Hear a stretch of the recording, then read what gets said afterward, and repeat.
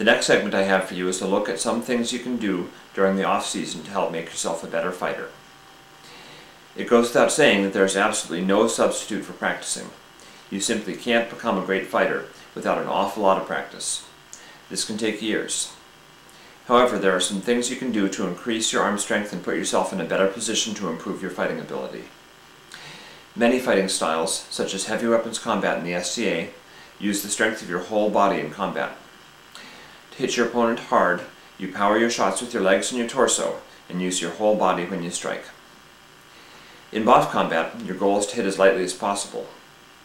The greatest BOFF fighters have always been lightning fast when they strike, but have a feather touch that lets you know you were hit, but which displays a strength and control that is just amazing. To develop that kind of speed and control, you absolutely have to have strong forearms. Working out at a gym is a great way to improve arm strength.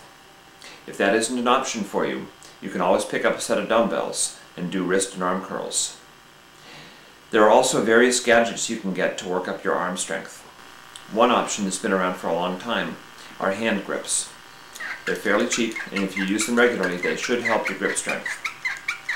The downside of hand grips is that the range of motion they use is very restricted, so they may not work your whole forearm as well as some other methods. Another option is a device called a power ball that contains a gyroscope. You use a string to get it spinning, and then you move your hand in small circles, with the speed of the device increasing as the circles get smaller and smaller. The gyroscope creates force that really works your forearm well. The power ball is a lot more fun, but only a little bit more expensive than hand grips.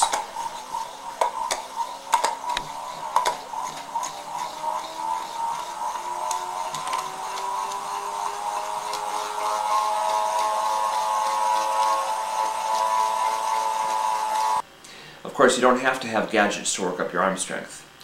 One easy drill you can do requires only a BOFF weapon and a doorknob. You don't even really need the doorknob. You do the drill by extending your sword and then moving it back and forth under the doorknob in a pattern resembling the letter U.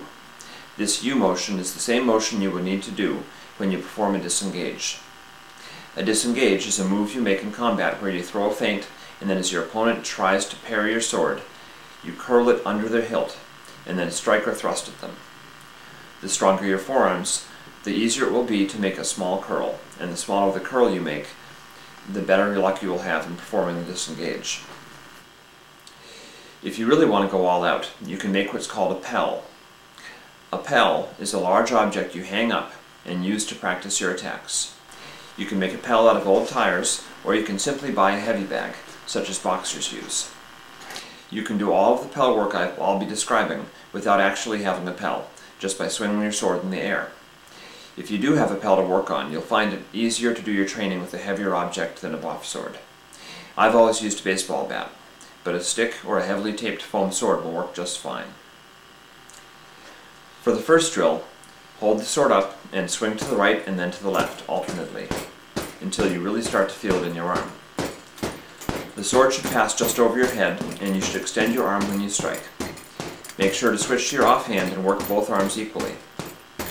This drill will develop your ability to snap out a quick and effective attack to the left or to the right, and it is sure to help any developing shieldman.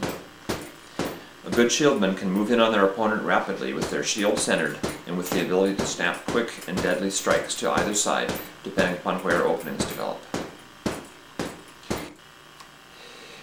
Another drill I always made sure to do was to practice my headshots.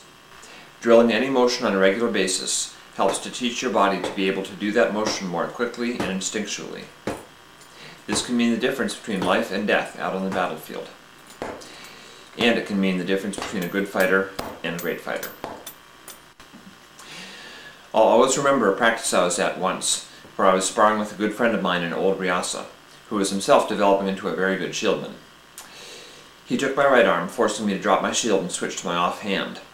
I'd been doing headshot drills for a while, and I always made sure to do all my drills with both hands. My friend stepped forward, and the next thing I knew, I had snapped a perfect shot over his shield, catching him right on the top of his head.